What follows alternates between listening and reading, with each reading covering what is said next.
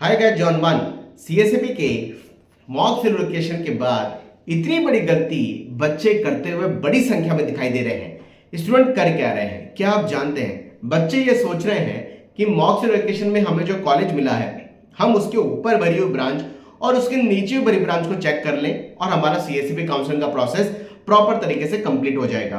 क्योंकि mock simulation में जिस कॉलेज ब्रांच का अलॉटमेंट दिखाया है उसी कॉलेज के ब्रांच के अकॉर्डिंग हमें मैपिंग करनी है, क्या हमने ब्रांचेस को सही भरा है या कोई ब्रांच छूट तो नहीं गई है। ये बहुत बड़ी गलती है। क्या आप जानते हैं मॉक सिमुलेशन के अंदर अगर देखा जाए तो केवल और केवल 52,000 बच्चों ने पार्टिसिपेट किया और 27 लाख के आसपास चॉइसेस भरी हैं, जबकि सीएसईबी काउंसलिंग में देखा जाए तो अभी तक का जो ट्रेंड कहता है वो करीबन 70-80,000 बच्चे चॉइस में पार्टिसिपेट करते हैं।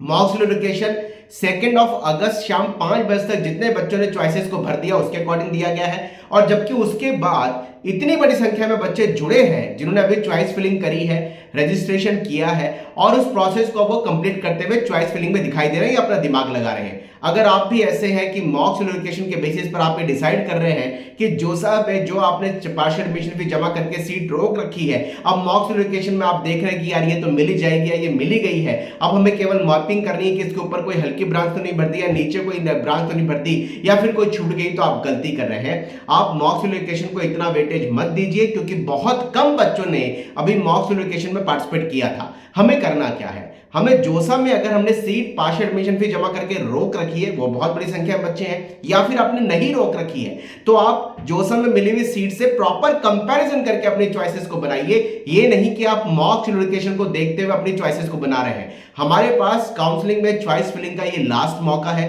सीएसईबी काउंसलिंग के बाद में एनआईटी ट्रिपल की सीटें, हालांकि मैं खुद बोल रहा हूं वैकेंट रह जाती हैं, लेकिन उनके लिए कोई काउंसलिंग का प्रोसेस नहीं होता है। यानी हमें मैक्सिममली कॉलेजेस की प्रेफरेंस बनानी है और मॉक सिमुलेशन को थोड़ा सा आइडिया लगाइए, लेकिन उसके ऊपर अगर आप डिपेंड होकर डिसीजन ले रहे हैं तो आप बहुत बड़ी गलती में फंस जाएंगे, बहुत बड़ी कंफ्यूजन में आप फंस जाएंगे और आपको बहुत भारी नुकसान होगा। क्योंकि मॉक के अंदर केवल और केवल 52,000 बच्चों ने पार्टिसिपेट किया और वो मेंटली प्रिपेयर नहीं थे। उन्होंने केवल अपने कॉलेज को सीक्वेंस को बहुत जल्दबाजी में भर के केवल एक्सपेरिमेंट लेकर के उन्होंने पार्टिसिपेट किया।